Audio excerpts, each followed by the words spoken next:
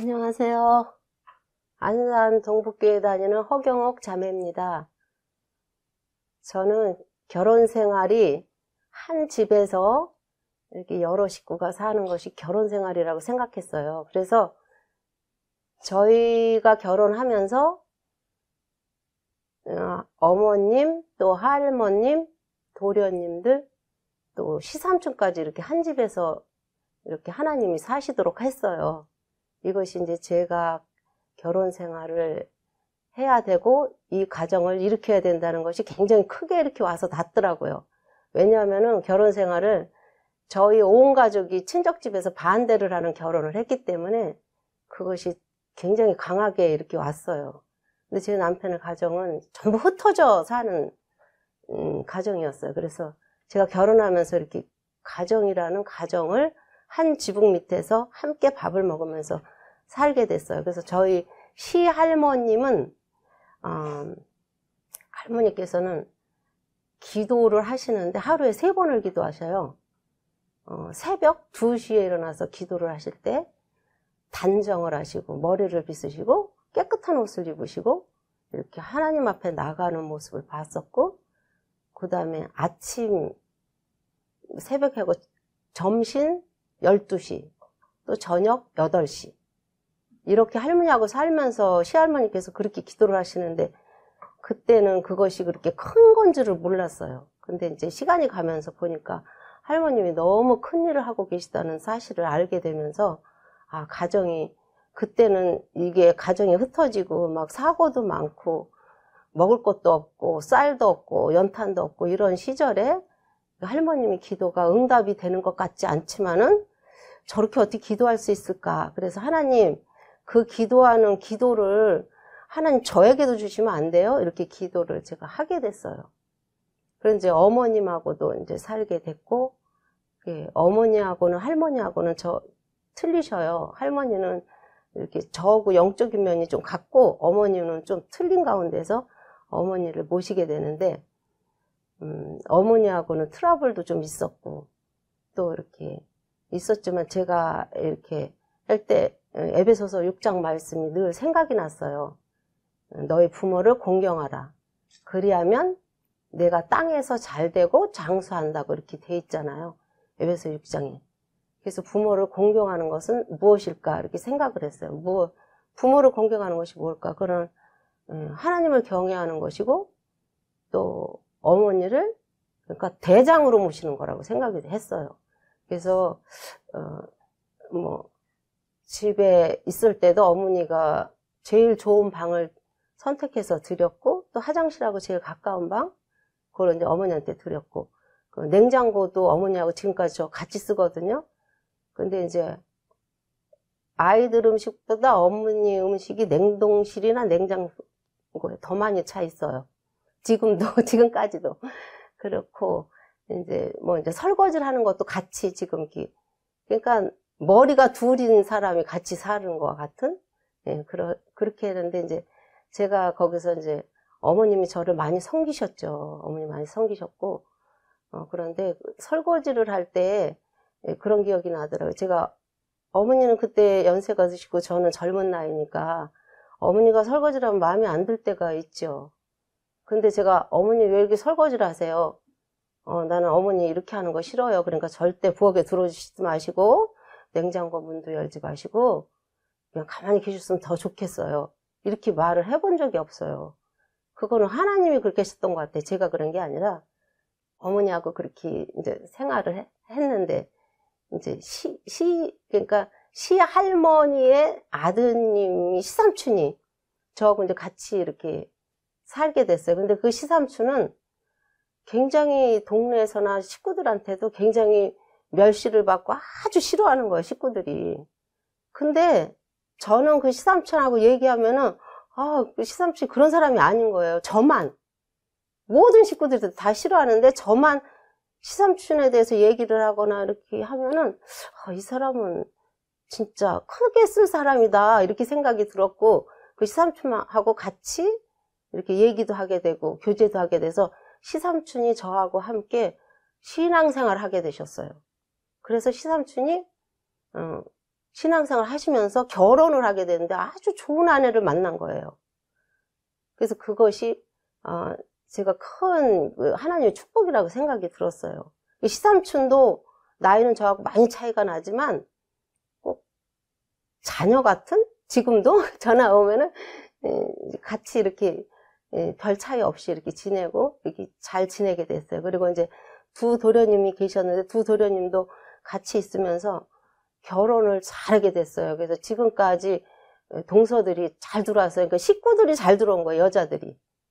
그래서 그런 일들에 대해서 너무 하나님 앞에 이렇게 가만히 있으면 감사가 참 되는 게, 그래도 한 집에서 이렇게 살면서 이렇게 신앙생활을 했으니까 그런 아내와 그런 저기들을 만나서 이렇게 가정들을 이끌어서 지금 편안하게 살게 된 것이, 그게 너무 큰 저에게 축복이고, 도련님들이 오면은 꼭 동생들 온 것처럼, 마치 자식들이 온 것처럼 제가 좋고, 동서들이 또 오면은 동서들을 또 이렇게 이쁘고 좋고, 제가 이렇게 시집 식구에 대해서 이렇게 좋은 관계를 하나님이 갖게 하셨어요.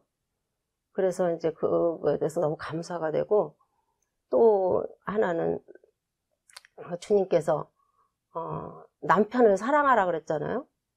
남편을 사랑하는데 어떻게 사랑해야 될까? 이런 문제도 제가 이제 생각해야 돼. 사랑은 뭐 여러 가지가 있겠지만 그 중에서 제가 자녀들이 있기 때문에 이 사랑을 보여줘야 되고, 또 사랑을 하는 거 나타내야 되는데 어떻게 해줘야 될까? 남편이 오면 쉬게 하고, 또 이렇게 너무 스트레스를 주지 마는 것이 내 임무다, 이렇게 생각이 들어요. 우리 아이들은 아빠가 오면은 가방도 들어주고 다녀오셨습니까? 이 인사를 해요. 감사가 되는데, 그래서 남편을 잘했는데, 그 중에 한 가지 제가 분방하지 말라는 말씀이, 분방 있기 때문에 분방을 하고 싶은 마음이 없어요. 근데 저희 집은 뭐 분방할 수도 없어요. 아이들은 많고 방이 적기 때문에 지금까지 겨울에도 마루에서 자는 애들이 서너 명 있고, 저희 부부방은 없어요. 부부방이 없는 지가 오래됐고, 우리 방에서 항상 4-5명이 자요. 함께 자요. 둥글러서도 자고. 그래서 이렇게 그런 모습을 보면서 우리 딸 아이들이, 엄마, 이렇게 밤에 문을 열어봐요. 엄마, 우리 친구 엄마들은 다 각방 쓴대. 근데 엄마 아빠는 둘이 자니까 너무 좋네. 이런 걸 가끔씩 걔네들이, 딸 아이들이 방문을 열고 우리 둘이 누워있으면 와서 그렇게 얘기를 해서, 그런 모습들이 뭐 특별히 가르치는 건 없지만 거기 남편을 사랑하는 그 제목 중에 분방하지 말라는 말씀을 순종할 수 있게 돼서 그 감사가 돼요. 그러면은 하나님께서 너희 부모를 공경하라. 그러면 네가 땅에서 잘 된다. 그러면 땅에서 잘 되는 것이 무엇일까 생각해 볼 때, 무슨 특별히 저희들이 뭐 내가 뭐 부자가 되는 것보다는 자식이 잘 되는 것이 땅에서 잘 되는 것이 아닐까. 그럼 내가 부모들을 모셔왔고 뭐 특별히 잘하는 건 없지만, 어머님을, 지금도 우리 집의 대장은 저희 어머니예요. 제가 아니라. 저희 어머니를 대장으로 모시고, 저도 마찬가지고 아이들도 마찬가지고, 어머니가 계시다고 그래서 함부로 한다든가, 물론 그 트러블이 있어서 그럴 때도 있죠. 그렇지만 이 중심적으로는 어머니를 이렇게 대접을 해드리고, 아이들한테 볼 때도 아프거나 병들거나 누웠거나 이럴 때 이렇게 해드리고, 또 병원에도 모셔다 드리고, 또 이렇게 먹을 거 있으면 같이 나눠 먹고, 뭐 이렇게 하면 할머니 거 갖다 드려. 또 할머니 진이 잡수냐. 별건 아니지만 조금 이렇게 얘기를 하고, 이렇게 그냥 뭐 이렇게 어머니를 천대시한다거나 그런 마음이 없고, 또 그 다음에 또 제가 지금까지는, 앞으로는 어떻게 될지 몰라요. 제가 건강히 요양원에는 보내지 말아야 되겠다, 이 생각은 제가 젊어서부터 이렇게 갖게 되더라고요. 내가 하는 것은 끝까지 하는 거지, 그 중간에 내 부모가 아프거나 병들다고 그래서 내가 하지 못한다 그래서 내가 부모님을 요양원에 보낸다, 이거는 제가 이제 제 머릿속에 그런 마음은 없어요. 친정엄마도 그렇고, 또 형편이라면은 집에서 어머니가 소천하셨으면 하는 마음도 있고, 이런 마음이 있어요. 그런데 이제 그렇게 하면 네가 땅에서 잘 되고 장수한다고 그랬는데, 하나님 말씀인데, 근데 이제 거기까지 끝났는데 제 자녀들이 있잖아요. 그래서 저희 자녀들 4대가 살았어요. 근데 저 자녀들이 그러면 내가 이만큼 희생했으니까 또 이렇게 뭐 희생한 건 아니지만 어떻게 같이 살았으니까 집안이 잘 돼야지. 그런데 그렇지가 않더라고요. 저희 아이들이 얼마나 속을 썩이는지 제가 침대에서 누워서 막 몇 달씩 일어나지도 못한 적도 있고 밥을 못 먹어가지고 금식을 금식 아닌 금식을 하게 되고 7일 금식, 14일 금식, 전 금식이 이게 뭔지도 모르고 금식을 하다 죽을 고비도 많이 넘겼고 그랬는데도 아이들이 돌아오지 않는 것을 생각할 때 진짜 이걸 어떻게 해야 될까? 기도밖에 없는 것 같아요.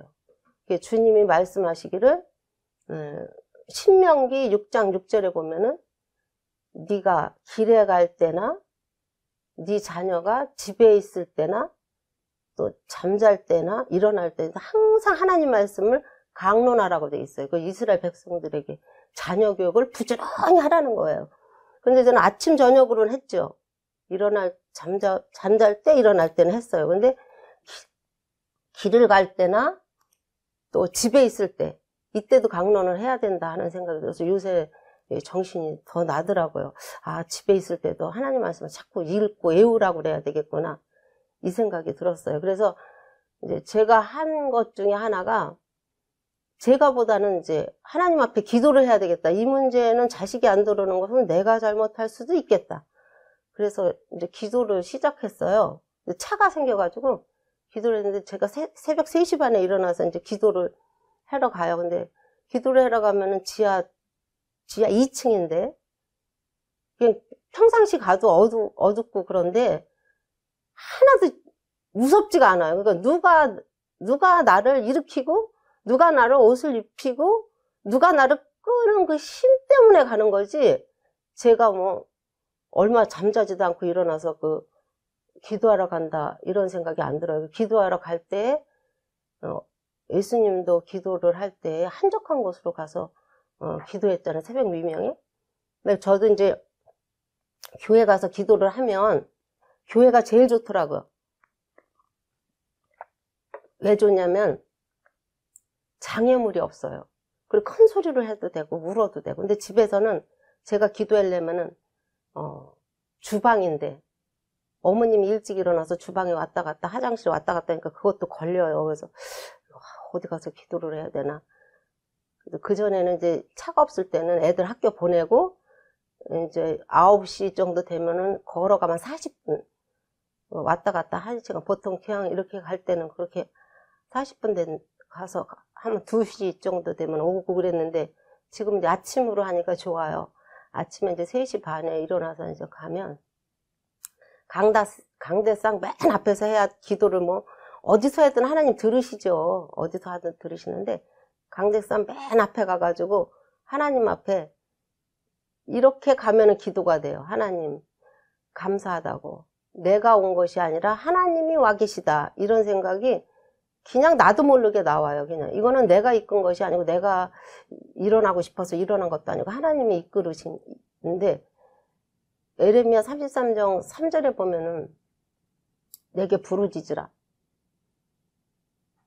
그러면 내가 너에게 크고 은밀한 것을 보이리라.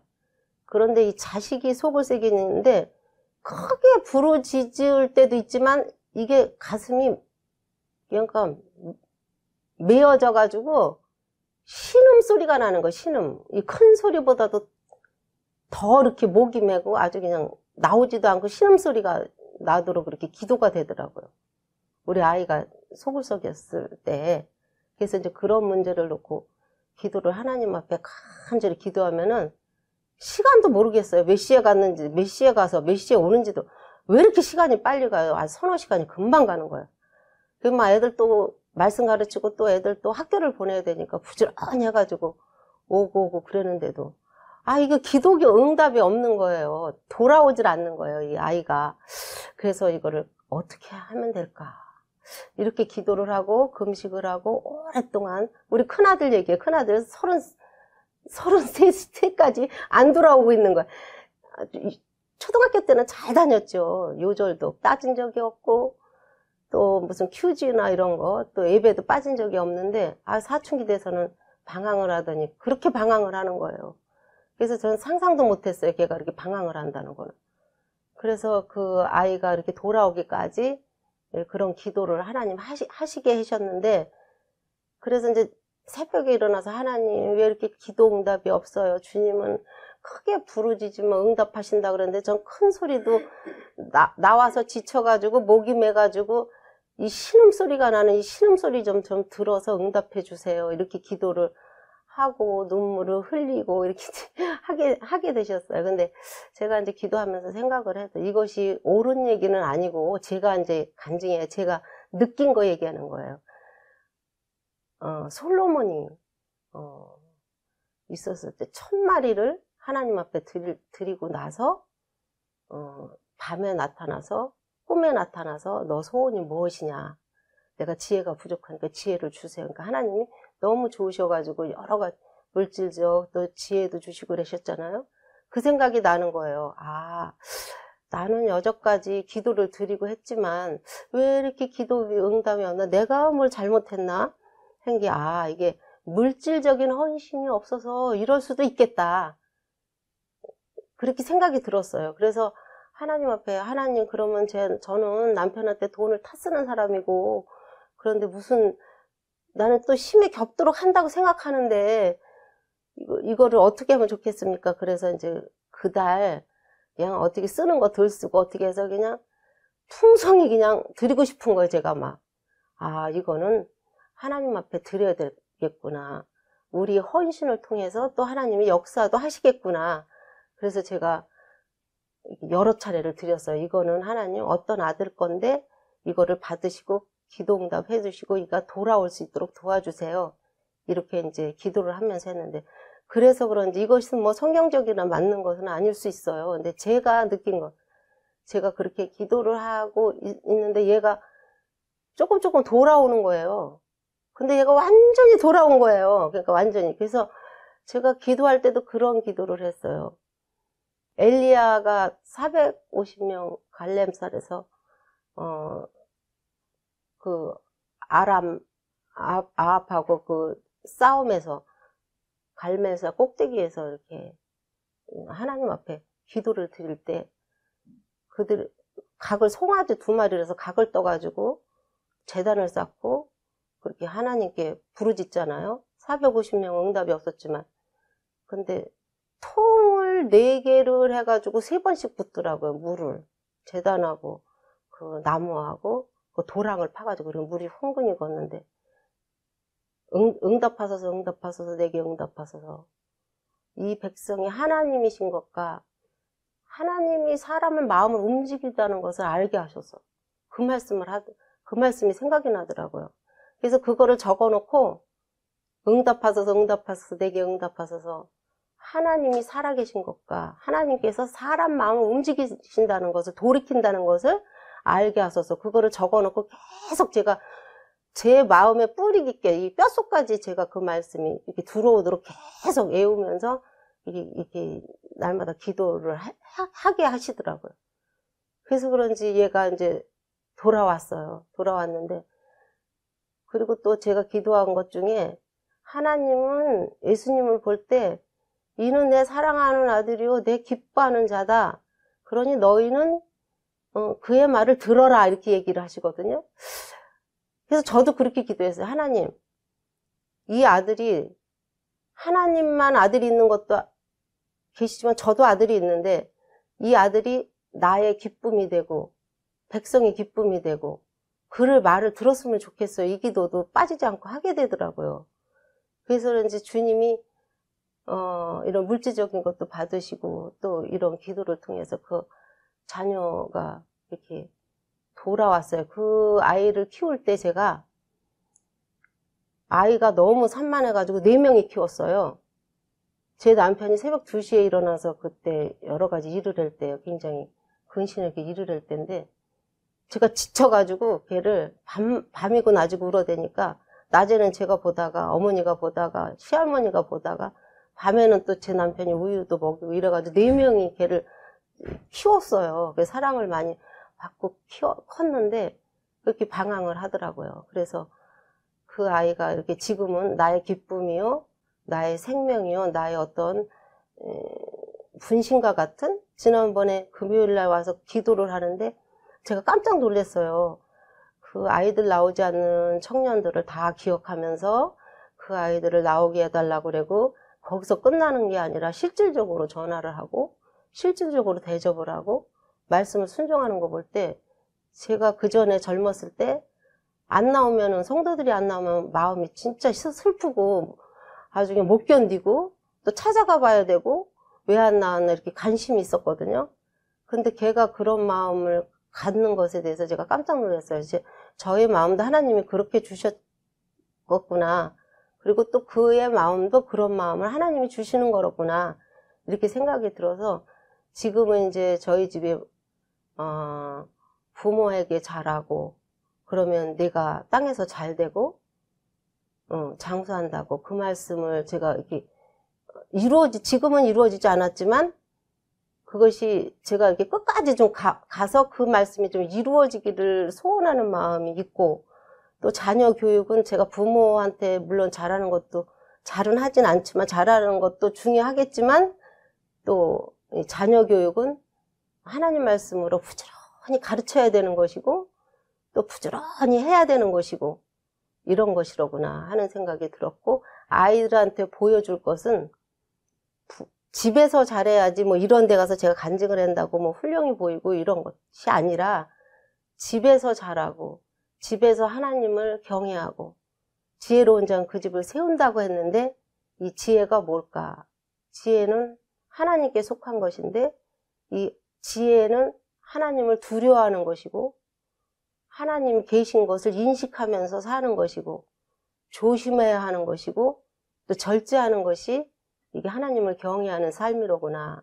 그래서 아이들에게 부모를 집에서 어떻게 공경해야 될 것인지, 또 남편을 어떻게 사랑하는 것을 아이들에게 보여줄 것인지, 또 자녀들을 어떻게 내가 부지런히 가르쳐서 하나님이 자녀로서 이게 훌륭한 인재로 키워낼 것인지, 예, 이것에 제가 관심을 갖고 지금까지 이렇게 살아오게 되었어요. 그래서 지금은 이제 아이들이 막 산만하고 문제도 많고 경찰이 저희 집에 많이 왔어요.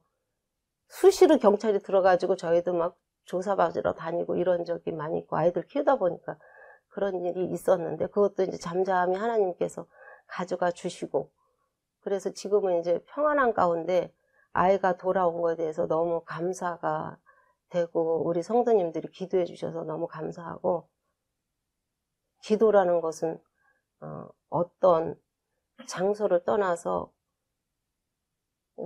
정해진 시간에 정해진 장소에 가서 해야 이게 기도다운 기도가 되더라고요. 제가 해보니까. 그래서 이게, 그리고 또 끝까지 안 되는 것도 끝을 내야 돼요. 왜냐면 제가 그 큰아이가 이렇게 할 때 내가 이 끈을 놓으면 안 되겠다. 이 끈을 놓으면 얘가 끊어지고 나도 끊어지고 얘도 끊어지면 서로 방황을 해서 끝까지 이 성취가 안 되겠다. 말씀이 이루어지지 않겠다는 마음이 굉장히 강하게 들었어요. 걔가 방황할 때마다. 그래서 이 끈을 내가 더 단단히 잡고 더 단단히 하나님 앞에 나가서 무슨 문제든 어려운 문제든 하나님이 해결해 줄 것을 믿고 이렇게 나가야 되겠다. 실망하지 말아야 되겠다. 이런 마음을 가지고 계속 기도하다 보니까 33년 만에 얘가 이제 돌아와서 하나님 말씀 안에서 이렇게 생활하게 돼서 너무 감사가 되더라고요. 이상입니다. 감사합니다.